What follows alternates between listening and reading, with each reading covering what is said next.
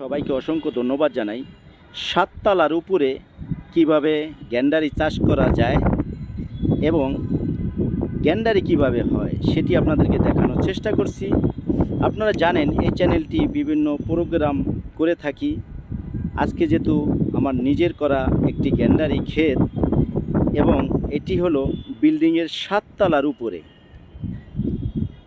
এখানে প্রচুর গ্যান্ডারি ছিল, কিন্তু যেহেতু অনেক হয়েছে সেজন্য আমরা অনেক গ্যান্ডারি কেটে ফেলছি। আগে আমার এই গ্যান্ডারি নিয়ে আরেকটি ভিডিও ছিল। গ্যান্ডারি করা একদম সহজ একটি পদ্ধতি, যেটি হলো যে কোনো জায়গায় আপনি ইচ্ছা করলে গ্যান্ডারি রোপণ করলেই গ্যান্ডারি হতে থাকে এবং এখানে বেশি সার ঔষধ লাগে না বললেই চলে। আজকে আপনাদেরকে যেটি দেখানোর চেষ্টা করছি যে আপনারা যদি ইচ্ছা করেন যে আমি যে কোনো একটি জায়গা ফাঁকা আছে আমি কিছু চাষ করব, তাইলে এটা সম্ভব। এজন্যই আজকে আমার এই ভিডিওটি করা। যেহেতু এটা একটি সাততলা ভবন, সেই সাততলার উপরেই আমি এই গ্যান্ডারি চাষ করেছি। এখানে বিভিন্ন ধরনেরই গাছ ছিল এবং আছেও। এইবার আপনারা জানেন অনেক শিলাবৃষ্টি হয়েছে, আমার প্রচুর গাছ ক্ষতির সম্মুখীন হয়েছে এবং যেহেতু বড় বড় শিলা পড়েছে, এই যে দেখুন গ্যান্ডারির পাতাটি পড়ে গেছে। এত সুন্দর সুস্বাদু এই গ্যান্ডারি, এটা যদি যারা খেয়েছে তারাই বলতে পারবে।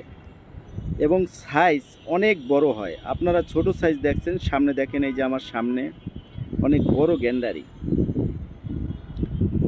যার কারণ যেটি ছোট এটি এই বছরই হইতেছে এবং কিছুদিনের ভিতরে এটি বড় হয়ে যাবে। তবে নিয়মিত এই ক্ষেতে পানি দিতে হয়। পানি দিলে গ্যান্ডারি খুব সুস্বাদু হয় এবং রসালো হয়।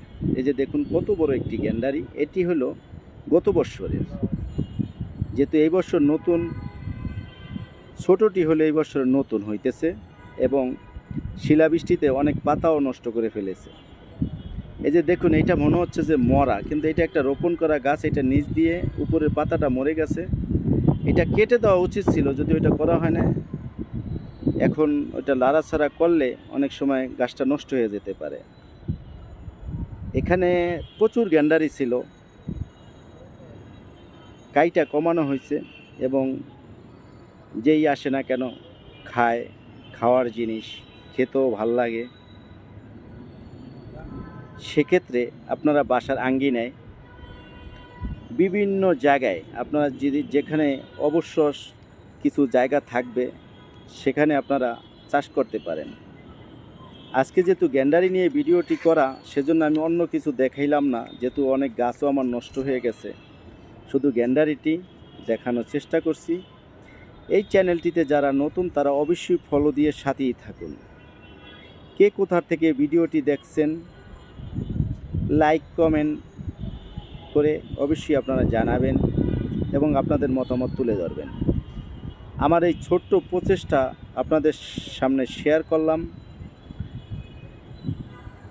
এটি একটি ব্যতিক্রমী ঘটনা, যার কারণ আপনারা জানেন ছাদে বিভিন্ন রকমের তরু তরকারি সবজি করা হয় এবং ফল গাছ রোপণ করা হয়, কিন্তু আমি ব্যতিক্রমী গ্যান্ডারি চাষ করতেছি এবং সবজি ক্ষেতও আছে এই ছাদের উপরে। দেখুন কত বড় গ্যান্ডারি, এটাই হলো গত বছরের গ্যান্ডারি। আজকে যারা ভিডিওটি দেখবেন তারা অবশ্যই শেয়ার করে অন্যকে দেখানোর চেষ্টা করবেন। যখন আপনারা যদি ইচ্ছা করেন তাহলে এরকম যে কোনো জায়গায় আপনারা এইসব চাষ করতে পারবেন। এই চ্যানেলটি বিভিন্ন প্রোগ্রাম কভার করে থাকে, অবশ্যই সাথে থাকবেন। ভালো থাকবেন। আসসালামু আলাইকুম। ধন্যবাদ সকলকে।